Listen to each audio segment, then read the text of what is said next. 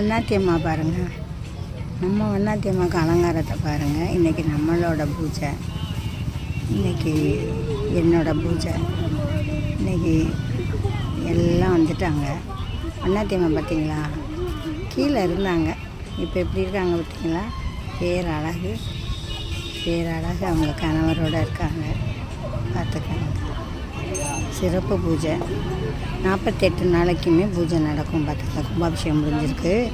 போன வாரம் வெள்ளிக்கிழமை கும்பாபிஷேகம் முடிஞ்சிருக்கு. இன்றைக்கி 8 நாள் ஆச்சு. 8 நாளாக இன்றைக்கி நம்ம ஒரு நாளைக்கு ஒருத்தவங்க பூஜை போடணும். 48 நாளைக்கும் அவங்கவுங்களும் தனித்தனியாக பூஜை போடணும். காலையில் ஒருத்தவங்க போட்டாங்க, இப்போ நாங்கள் எங்கள் பூஜை இன்றைக்கி. பார்த்துக்கோங்க அலங்காரத்தை. அம்மாவுக்கு 48 நாளைக்கு பூஜை பண்ண விரும்புகிறாங்க.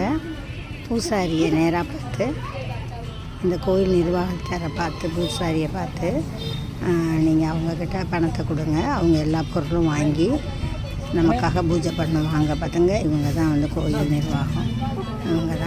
இவங்க நம்பரெல்லாம் நீங்கள் ஏற்கனவே தெரிஞ்சிருப்பீங்க. இந்த கோயிலுக்கு வந்தீங்கன்னா, வண்ணாத்தி அம்மா கோயிலுக்கு, அங்கே வந்து அவங்கள பார்த்து நேரடியாக நீங்கள் எதுனாலும் கொடுத்துக்கோங்க.